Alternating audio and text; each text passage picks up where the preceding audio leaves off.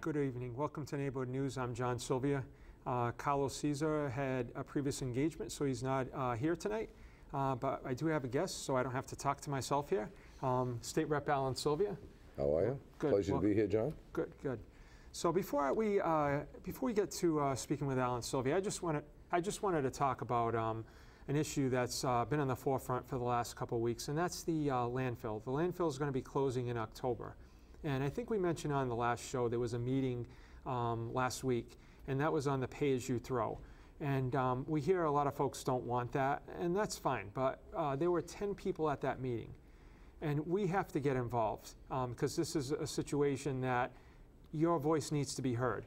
And all too often what happens in Fall River, and we all know this happens, is that things are decided on because nobody goes and presents their opposition or their approval for this, and then it's done, and then we get all these complaints. So this is your opportunity to get out there and have your voice be heard. I mean, they're actually having these forums for the community to come out there. I believe there's a forum that's going to talk about the city trying to build a transfer station on Rodman Street, and then the trash will be shipped out from there. So that's a very important one too, and they're going to deal with the recycling issue. And I think there is another plan on there that we would privatize, which would mean we'd lay off the city employees. Hopefully the contractor would take over. But that could be problematic due to the fact that you don't have control over that contract. Once it's over, how much is the fee going to be? So I'm just asking out there, please get involved. This is an important issue, and there are other issues going on there that we should all be concerned about. And I find it amazing lately that the one issue with the contamination, I don't really hear an outroar, and this would have happened in any other community in the Commonwealth. But here, I guess it's kind of something that's been going on for so long. But we need to get involved in this. We really need to get involved in this. And it's any problem can be solved. We all know that. But I think we need to get some more participation in the city and let the folks that are elected know what your solution or what you want. I mean, because there are only a few people here. They can't do this all on themselves. We have to help. So, with that said, I'm glad you mentioned that, John. Okay. You know, with the advent of neighborhood associations over the past several years, more and more people are becoming involved. But there's still lots of opportunity for people to be involved, and we see that absence of people. We see it in our schools. We don't see that parent involvement that we should see. As a result, we see behaviors that are increased. And of course, even in this issue where you mentioned pay-as-you-throw, city council meetings, neighborhood meetings, you don't see the kind of attendance that should be there. This is an issue, folks, that could result in a definite increase in your taxes. And later, people will say, my taxes are going up. Why wasn't I informed? You had an opportunity to be there. The last thing we want to see, certainly the last thing I want to see as an elected official, is taxes to go up. For many years, the city we've been dumping in a landfill, and we've been fortunate to be able to do that. We've been getting those tipping fees, and we had that land, and we had that opportunity. But the party's over. Yeah. Yeah. And no longer should we even consider expanding that mountain of trash because it has affected industry and business. And right now we have a methane gas issue where people are smelling gas down there in and around Industrial Park, and it has an effect on business in that area and generating new business to come into that area.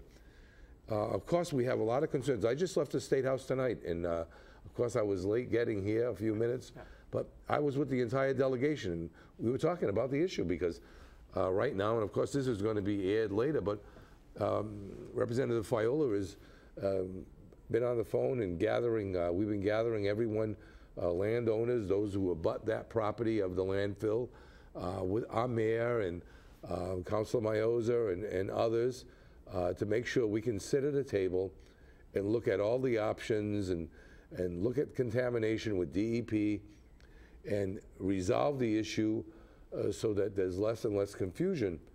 But the bottom line is we're going to have to look at issues and all of the options like pay-as-you-throw, the transfer station possibility on Rodman Street, which is not a bad idea. Yeah, no, I agree, And when I was at your meeting the other night, when we looked at what other communities are doing. Yeah. So there are some options, but people have to weigh those options, and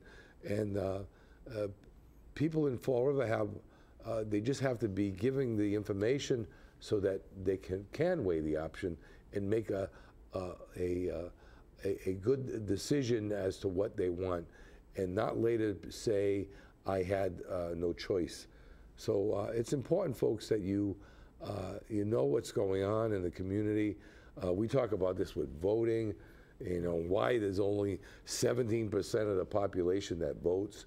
And when I look at those numbers, and when I look at other communities, it's very disheartening. You know, when I look and you hear where other communities 80 and 85% are voting, and you say Fall River 17%. Yeah. Well, that sends a very bad message to the leaders in on Beacon Hill, because people in Fall River, they don't care. Yeah. They don't care what's going on. So please, people, be a little concerned about what's going on in the community. These are trying times, and it's going to affect all of us. And you know, Alan, to your point with the whole voter turnout, I've heard this from a few people that, you know, this wouldn't have happened in Wellesley, Newton, wherever.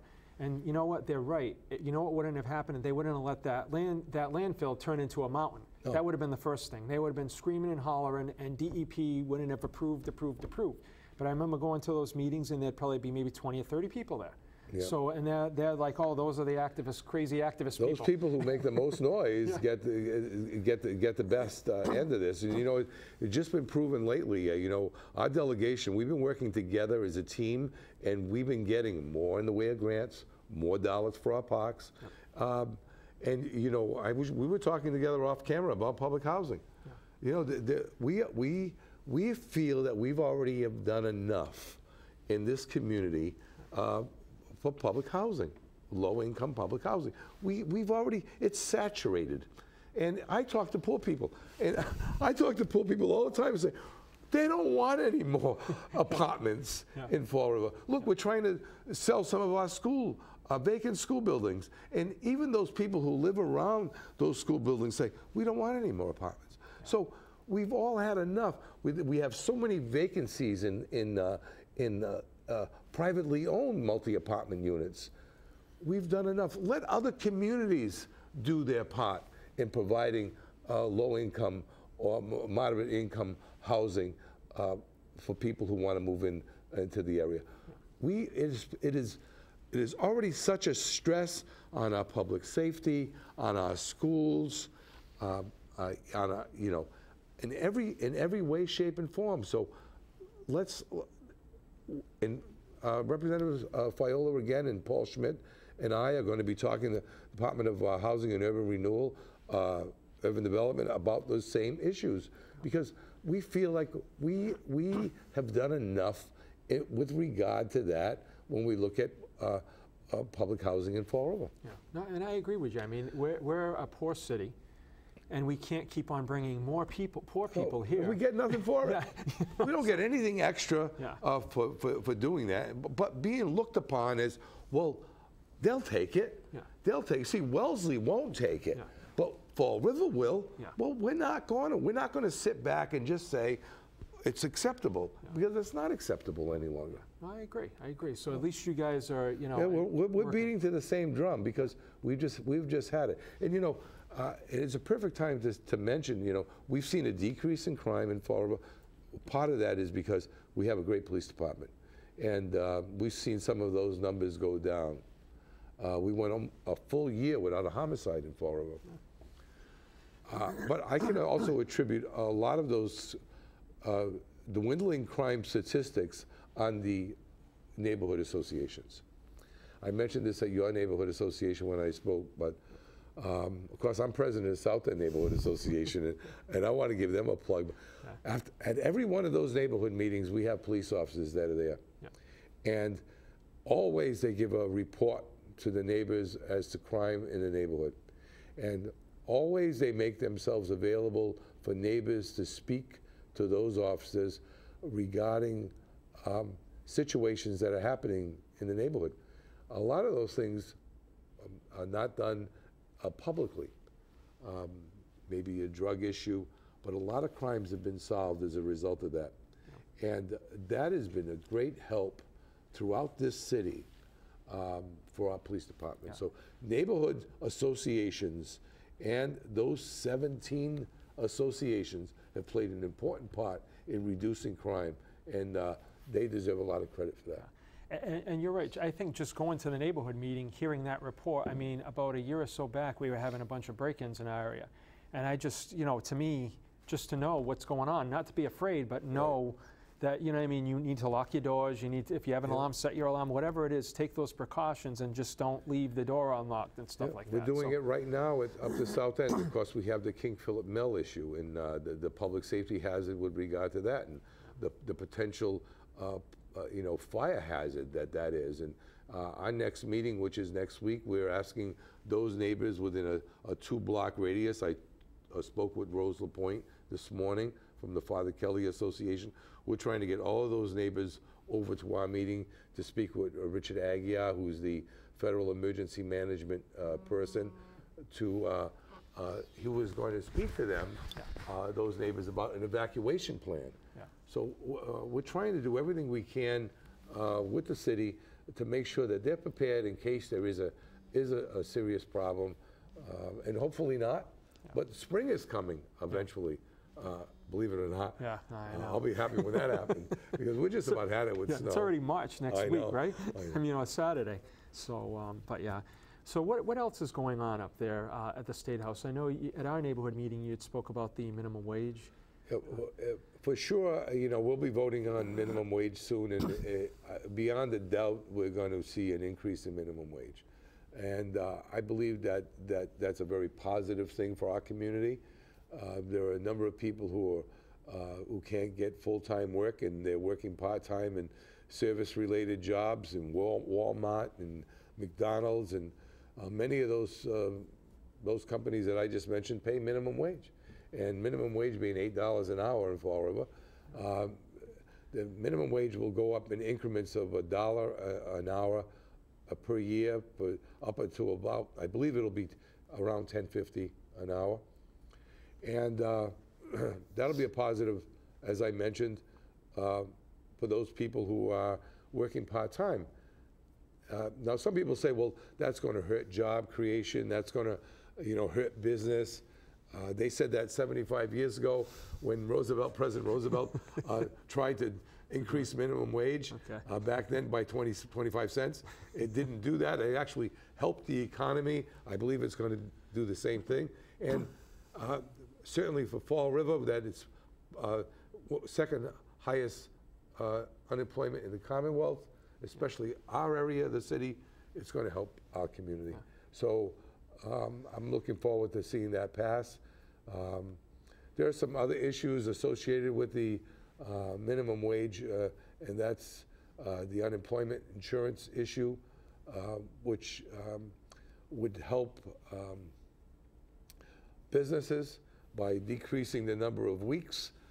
I have some issues with that. If we're going to increase minimum wage, yet reduce unemployment weeks, how are we helping people who are unemployed? So it sounds good, and it sounds good to help business. I mean, I'm always eager to reduce regulations to help increase and help small business, but we have so many people who are unemployed. We have to make sure that we're helping them. I also believe by increasing minimum wage, and it's going to reduce subsidies. So if we're looking at reducing those people on receiving public welfare, public subsidies, it could reduce those numbers too. So there's some benefit there. So I think the increase in minimum wage would be a positive thing. Local aid, I think, is important. The governor didn't have it in his budget.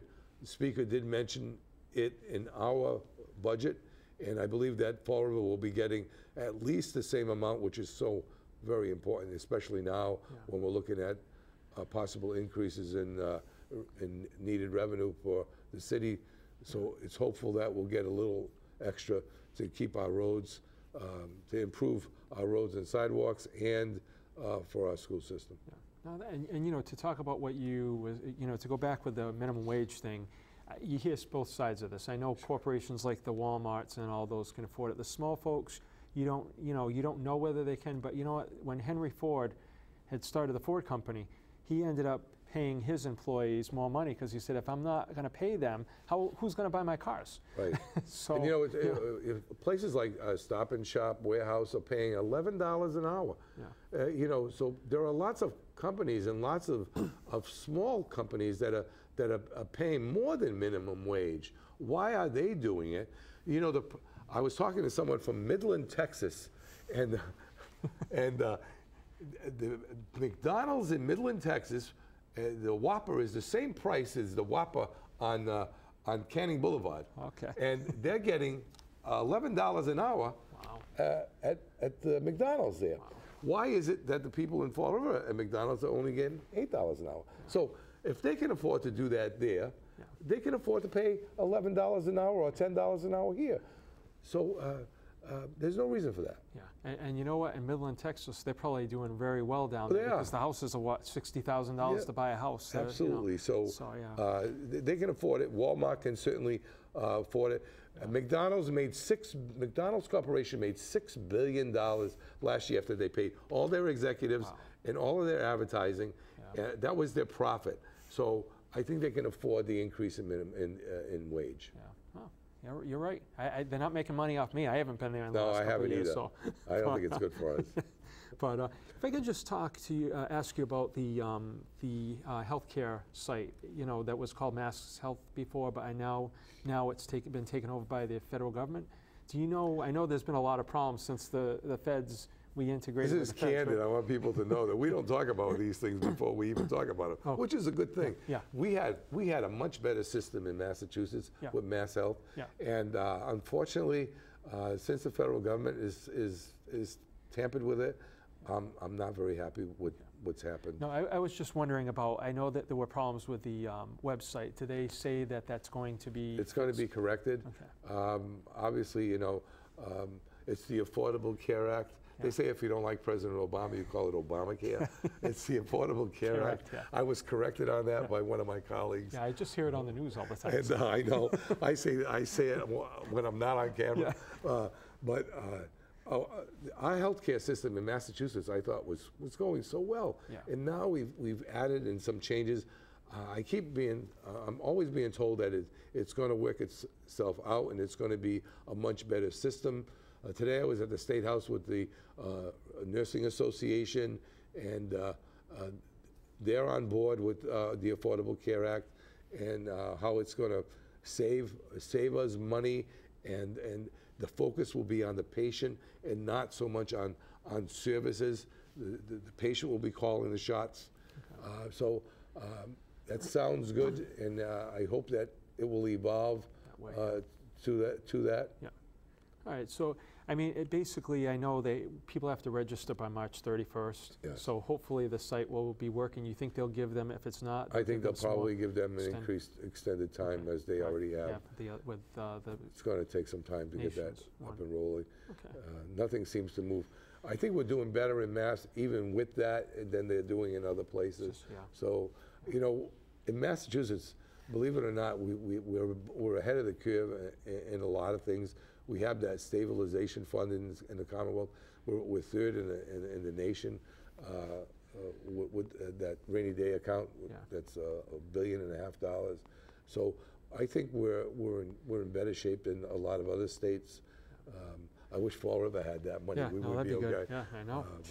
We didn't have any more problems then, right? I know. So as far as the stabilization account with the state, I've heard people talk about that we have more debt than other states. We do have.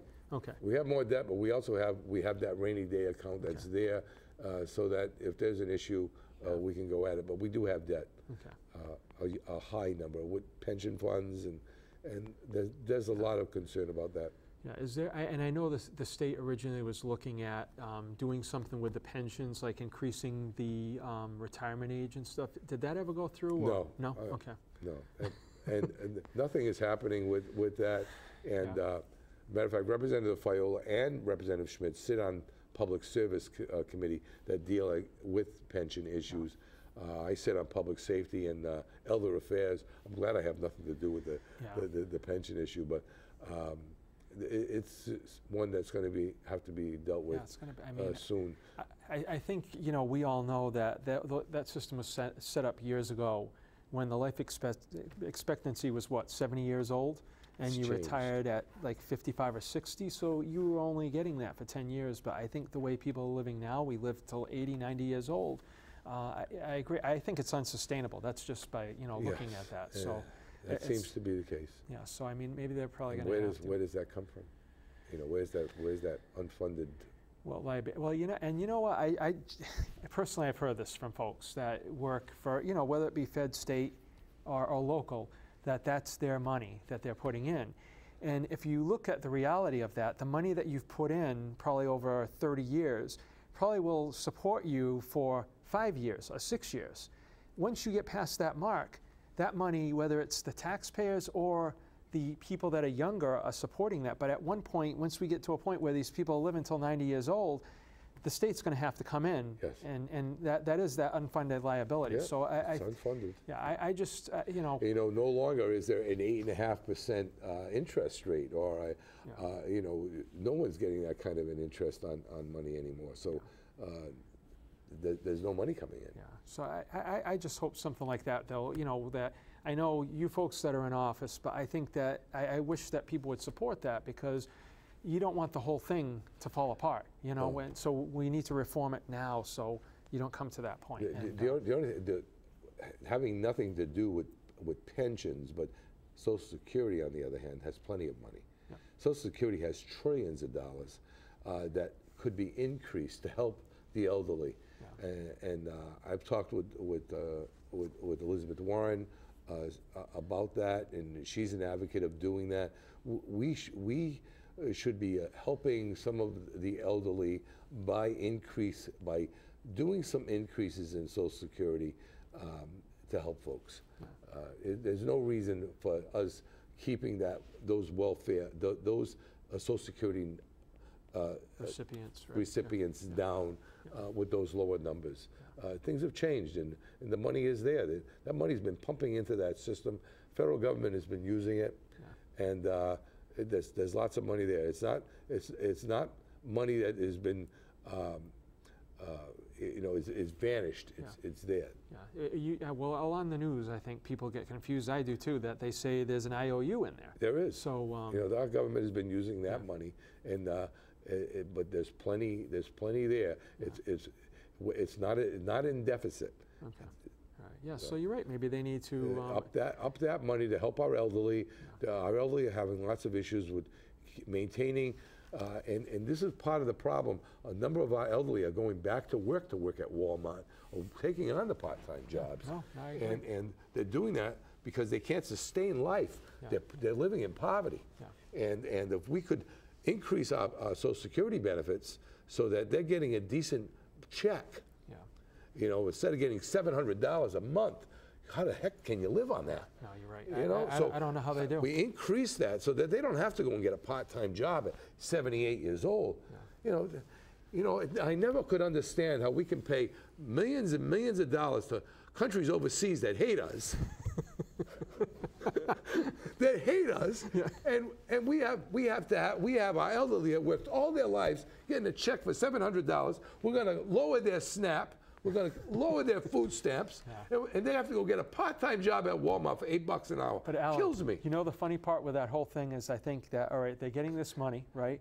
And then if they work part-time, they probably can't afford SNAP. They probably are ineligible for SNAP and all this stuff. I've had people come to our office. They've come to our office. They're cutting $14 off my food stamps. Yeah. Can you believe that? Yeah. I do. I get crazy over those things.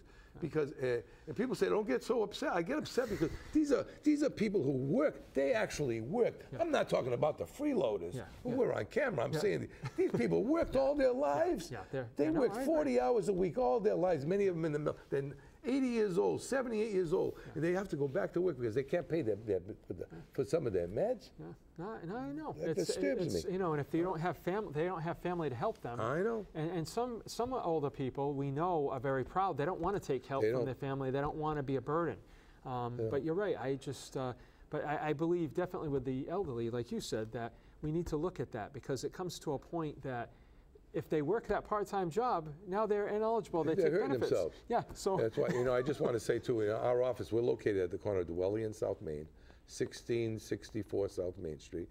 Clara Fallon is my legislative aide. We're open every day except Wednesday. We're there on Saturday though till 1, and we're doing as many as we can. Of course, they need to make an appointment, but we're doing free taxes for the elderly over 65 or someone who's unemployed. We'll try to get their taxes done, or we'll refer them to someone so they don't have to pay for that. No, that's good. That's good service. It's another service that we try to provide. Definitely, that's good.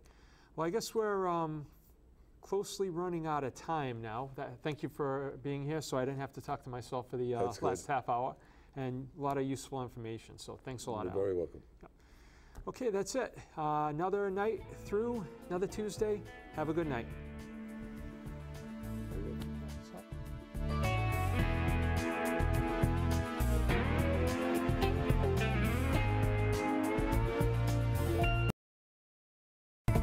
Thank you.